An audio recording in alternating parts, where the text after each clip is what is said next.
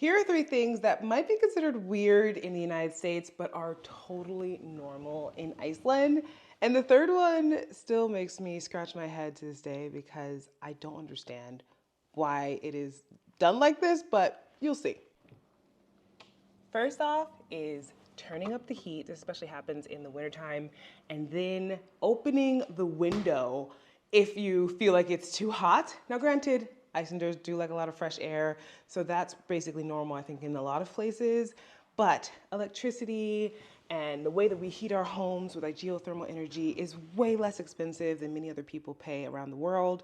So turning up the heat or leaving the heat on high if you felt cold at some point, and then opening the window is totally normal here.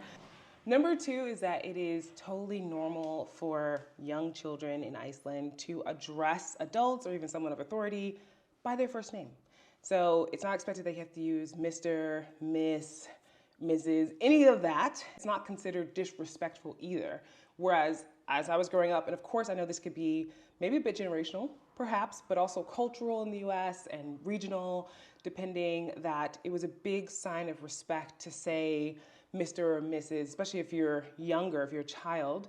And even when you're addressing like someone of really a lot of authority, such as the president.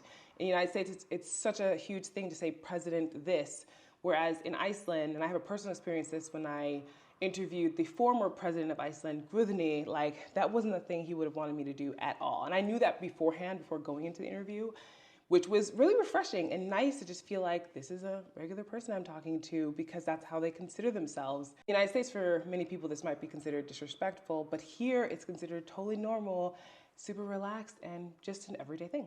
Last but not least, when you go to buy an apartment, a home, whatever, in Iceland, typically how it's done is that there's one realtor that represents the seller of their property and also is negotiating with the buyers, so the individuals. Whereas in the United States, it's pretty common that there is one realtor who is representing the buyer, and there's one representative that's a realtor for the seller. So these two realtors will chat and negotiate. Whereas here it is the realtor who has the listing of the seller is being contacted by the buyers, and they're representing both sides. And that just blows my mind as a thing. And I've gone through this process 2 times, and I'm just always like, why is it like this? I can't say that it's frowned upon for you to have someone else represent you, but it's definitely not encouraged or even something that's talked about widely.